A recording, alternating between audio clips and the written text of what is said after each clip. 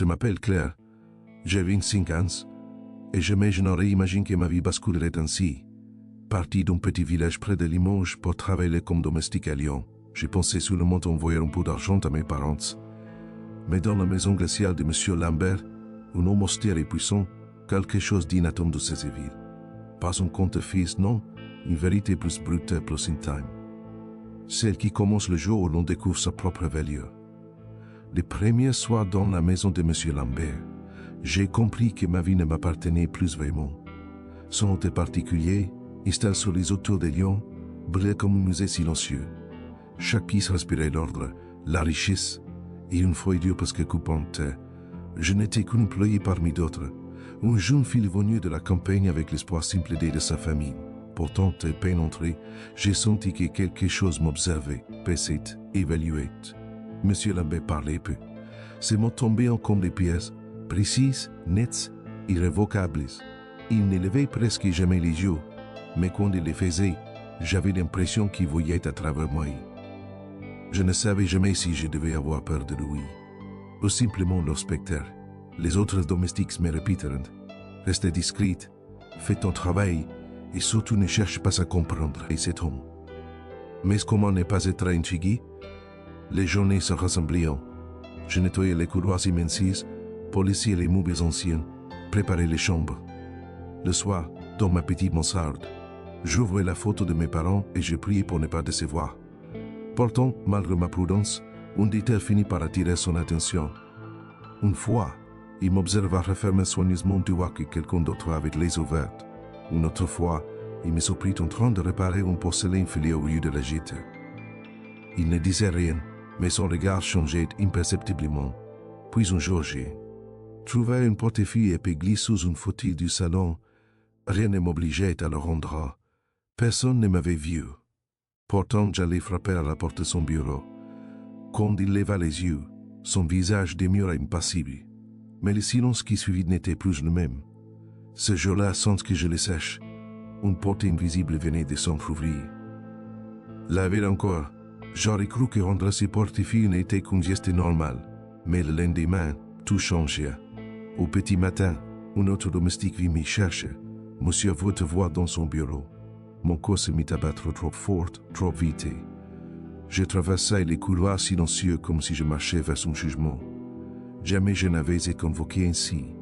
La pièce était baignée d'une odeur de boissière et de livres anciens.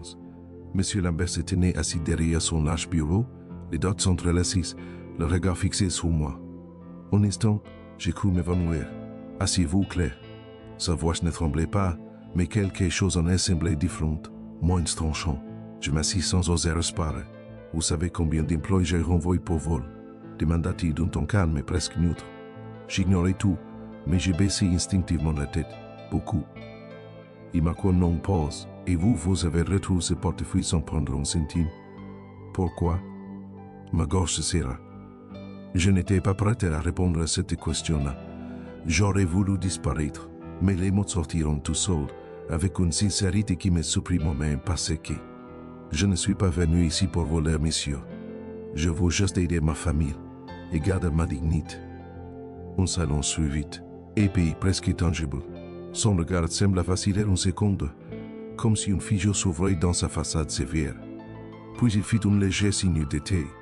Vous pouvez retourner travailler. Les jours suivants priront une autre couleur. Rien n'avait changé en apparence, mais tout était différent dans l'air. Monsieur Lambert me saluait désormais d'un bref « Bonjour Claire ». Parfois un merci. Une fois, alors que je préparais dîner, il me demanda « Vous avez mangé aujourd'hui ?» Je restai pétrifié, incapable de répondre autrement que par un signe de tête maladroite. Ces attentions discrètes, presque timides, avaient un goût étrange, comme une douceur fragile. Dans une maison où tout avait toujours été glace. Mais un soir, tout bascula de nouveau. Alors que j'ai préparé la soupe, j'entendis un gémissement étouffé à l'étage. C'était Émile, le fils cadet de M. Lambert, un petit garçon vif et tendre qui brûlait de fièvre. Son corps tremblait, ses yeux étaient en écarlate. Sans réfléchir, je l'enveloppai dans une couverture et dévalai les escaliers. Je traversai la rue en courant jusqu'à la clinique la plus proche. Mon souffle se faisait court, Mes bras m'éboullaient, mais je n'ai jamais lâché l'enfant. Quand M. Lambert arriva, soufflé, et me trouva assise à côté du lit d'hôpital, tenant la petite d'Émile. Je craignais une explosion, un reproche, un blême. Je m'étais permis de sortir de la maison sans autorisation, mais il s'arrêta sur le cil. Son regard s'adoucit d'un seul coup. Il restait immobile, les lèvres légèrement entr'ouvertes, comme s'il voyait une chose qu'il ne comprenait pas encore. De retour à la maison, il me fit appeler dans son bureau. Cette fois, je n'avais pas peur. Juste une fatigue immense dans ma poitrine, un mélange d'appréhension et d'incompréhension. Il se tenait debout, les mains posées sur le dossier de son fauteuil, le visage tiré par l'émotion. « Tu n'as pas attendu mes ordres, dit-il doucement. Tu as simplement fait ce qu'il fallait. Tu as sauvé mon fils. » Ses mots me traversèrent comme une vague. Il continua d'une voix presque fragile, merci. Le premier vrai merci, pas celui de la politesse, celui de l'âme. Après cela, quelque chose changeait définitivement. M. Lambert me regardait désormais comme si j'étais un être humain, pas seulement un employé. Il m'adressait des phrases complètes, parfois même un sourire discret. Je n'aurais jamais imaginé qu'un homme aussi fermé pouvait avoir une douceur enfouie, une douceur qui semblait redécouvrir malgré lui. Un matin, alors que je balayais le jardin, je sentis son regard posé sur moi depuis la terrasse. Pas un regard pesant ni déplace. Un regard intrigue, presque respectueux. Je continuais mon travail en silence, mais à l'intérieur, une connaissait quelque chose se préparait. Je ne savais pas quoi, mais je sentais que mon rôle dans cette maison dépassait désormais celui pour lequel j'étais venu. Et ce pressentiment, aussi léger qu'un soufflet, allait bientôt se révéler vrai.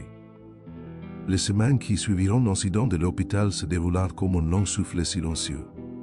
Rien, en apparence, ne semblait changer dans la maison Lambert, les mêmes couloirs impeccables, les mêmes rituels précis, les mêmes orthographes comme dans du marbre. Pourtant, dans l'air, un frémissement nouveau persistait. Je le sentais dans les gestes, dans les regards, dans ces détails infimes qui trahissent des grands basculements. M. Lambert n'était plus le même. Un soir d'hiver, alors que je rangeais la vaisselle, il s'arrêta près de moi, une tasse de thé entre les mains. « Il neige dehors », dit-il d'une voix calmée. Je levai la tête surprise. Il ajouta, « Vous devez avoir froid dans votre chambre. Si vous avez besoin d'un chauffage supplémentaire, n'hésitez pas à me le dire. Ce n'était rien peut-être pour quelqu'un d'autre, mais pour moi c'était immense. Le premier signe ouvert d'une attention véritable. Je réalisais alors que mes 3 années dans cette maison avaient lentement, délicatement remoré ma place. Je ne me souvenais plus exactement du moment où les enfants avaient commencé à m'appeler Tata Claire, ni celui où M. Lambert avait cessé de m'éviter du regard. C'était arrive comme arrivent les choses profondes, par un glissement inévitable. On eut pourtant, on eut que rien ne distinguait des autres, tout bascula pour de vrai. Il était tard lorsque l'un des gardes frappa timidement à ma porte. Monsieur souhaitait vous voir, dans son bureau. Mon corps fit un bond si brutal que j'eus l'impression de manquer d'air. Pourquoi à cette heure avais-je commis une erreur? Était-ce la fin, ou le début de quelque chose dont je n'osais même pas deviner la forme? Je descendis le grand escalier, chaque marché résonnant comme un verdict. Arrivé devant la porte sombre, je frappai doucement. Sa voix grammée répondit presque aussitôt. Entrez. La pièce était plongée dans une lumière tamisée. Une seule lampe posée sur le bureau.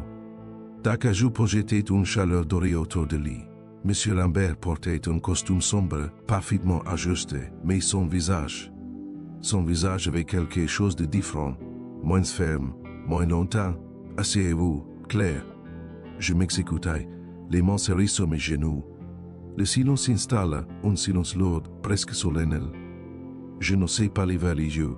J'entendais seulement mon cœur battre, irrégulier, affolé. Puis il inspira profondément. Je t'observe depuis longtemps. Sa voix était lente et plus douce que jamais. Tu travailles avec une droiture incroyable. Tu n'attends rien, tu ne réclames jamais, tu ne perds jamais ton calme. Tu apportes de l'ordre dans cette maison, mais aussi quelque chose de plus. Il m'a compose. Tu y as ramené la vie. Je restai figé. Ces mots semblaient indiribles, comme s'ils ne m'étaient pas destinés. Comme si mon esprit refusait de les laisser entrer. J'ai fixé mes mains, incapable de prononcer le moindre son. Il se pencha légèrement vers moi. Son regard se planta dans le mien, calme et sûr. Et c'est là, dans ce silence suspendu, que ces mots tomberont, nets, irréfutables, clairs. Je veux t'épouser. Tout mon corps se figea. Ma respiration s'arrêta. Je crus que les choses étaient ouvertes sous mes pieds. Je n'arrivais plus à penser, plus à parler, plus à bouger. Je ne vis que son regard intense, déterminé et le battement fou de mon propre cœur. Pardon, monsieur, murmurai-je presque sans voix. Je suis sérieux, répondit-il sans hésitation. J'y ai longuement réfléchi. Je me moquais de ce que diront les autres. Je veux une femme en qui je peux avoir confiance. Et cette femme, c'est toi. Mes yeux s'empliront de larmes avant même que je ne comprenne ce qui m'arrivait. Une douleur vive comme un top plein de doute. Peur, surprise, gratitude, honte et vertige. Je baissai la tête, incapable de soutenir son regard. Je ne suis qu'un domestique, une fille du village. Je ne viens de rien. Il se leva lentement, fit le tour du bureau et se plaqua devant moi. Ce n'est pas une question de ce que tu étais, dit-il d'une voix profonde, mais de ce que tu es aujourd'hui. Il déposa alors une chemise cartonnée sur la table. Mes doigts tremblèrent lorsque je l'ouvris. Des documents officiels, des chiffres immenses. Une dot entièrement à mon nom. Un montant si réel que ma vision se brouilla un instant. Je ne veux pas que tu te sentes inférieur, murmura-t-il. Tu mérites tout cela. Les larmes coulèrent sans retenue. Mon corps se mit à trembler. Je ne pouvais pas répondre. Pas encore. Je murmurai seulement, laissez-moi du temps. Je dois prier, réfléchir, comprendre si tout cela vient de Dieu. Il hocha la tête, sans un mot de plus.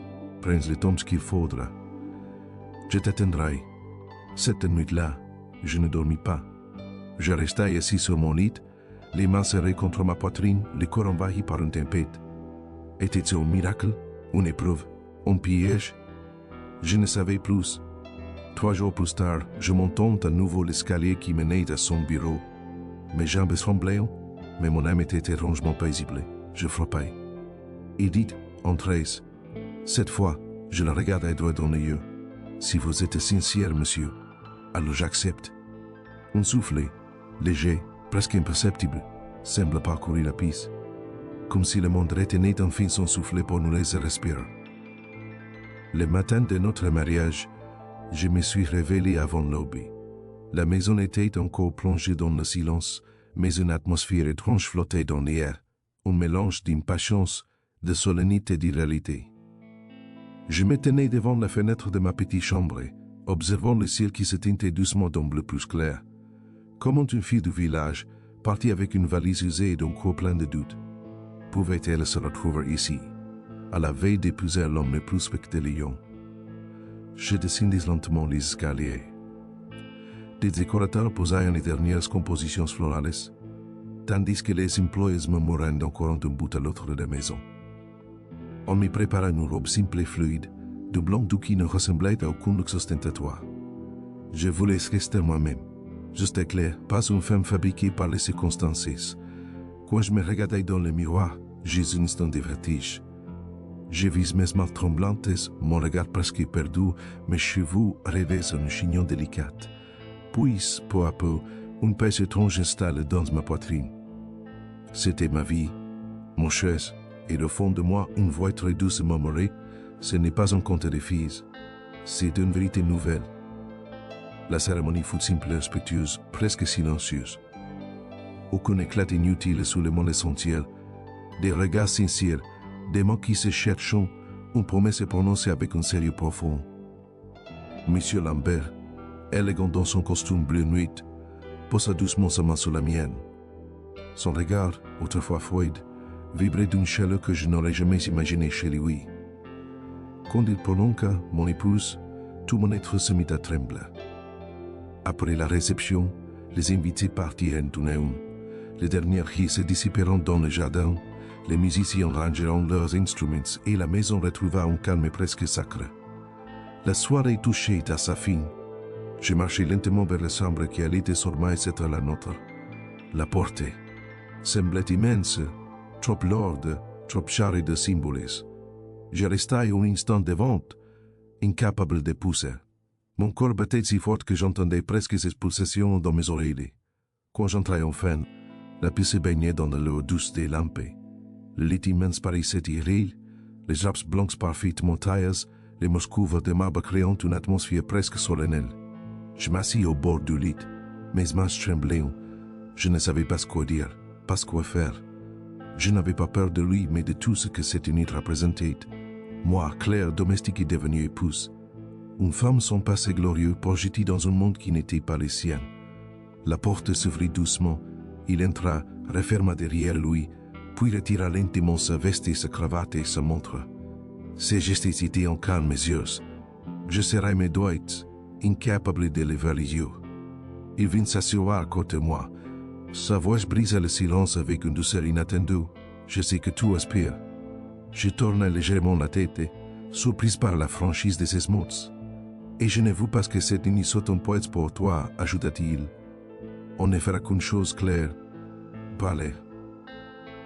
Les larmes montèrent tout seules, comme si son assurance en qu'il frappait directement au cœur.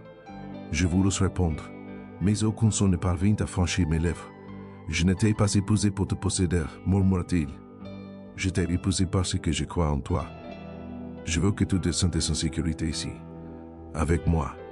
Ces mots firent éclater en moi quelque chose que je ne savais même pas retenir. Je pleurai, sans retenue, sans honte. Il ne dit rien. Il se contenta d'être là, immobile, patient, presque fragile. Alors, cette nuit-là, nous parlâmes. Je lui racontai mon enfance dans un petit village où les grillons chantaient un plus fort que la radio. Je lui parlais de mes parents, de la fatigue de ma mère, du silence lourd de mon père. Je lui parlais de mes rêves d'enfant, ce que j'enterrais chaque fois que je partais travailler à l'aube. Je lui racontais mon départ, ma peur, mes premiers jours dans sa maison, mes prières du soir. Et lui, pour la première fois, ouvrit son cœur. Il me parla de la mort de sa femme, de la solitude qui avait envahi sa maison comme une brume froide. Il avoua avoir fermé son corps par peur de souffrir à nouveau. Il me dit que ma présence, discrète mais constante, avait doucement fichu à ses morts.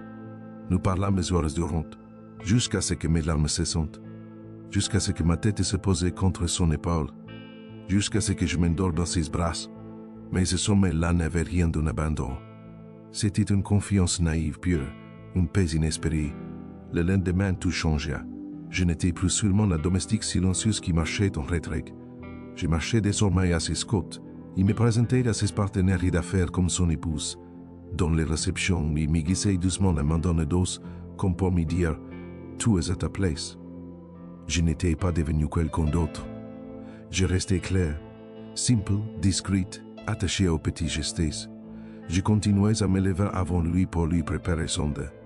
Je continuais à faire notre lit moi-même. Parfois, je cuisinais du riz sauté, mon plat préféré, celui qui le faisait sourire à chaque bouchée. Mais le monde autour de moi, lui, avait radicalement changé. Je découvris les soirées des galas, les salons, les conférences, et surtout, mon nouveau rôle, celui de faire m'engager. Touché par l'histoire de ma propre vie, j'ai créé une fondation pour aider les femmes seules, perdues loin de chez elles, celles qui travaillaient dans l'ombre sans jamais être reconnues. Mon histoire devint un exemple. On m'invitait à parler, on applaudissait ma force, ma fidélité. On racontait la domestique devenue épouse d'un entrepreneur lyonnais. Mais très vite, l'autre face de la gloire parut, les murmures, les critiques, les rumeurs. Certains disaient que j'étais une manipulatrice. D'autres prétendaient que j'avais épousé M. Lambert pour son argent. On m'appelait parfois la domestique dorée. Ces mots s'entraient dans ma peau comme des aiguilles. Mais chaque soir, alors que je rentrais, le couleur, il me prenait la main et disait simplement « On ne vit pas pour convaincre les gens. On vit pour prouver qui on est. » Et ensemble, nous continuions d'avancer.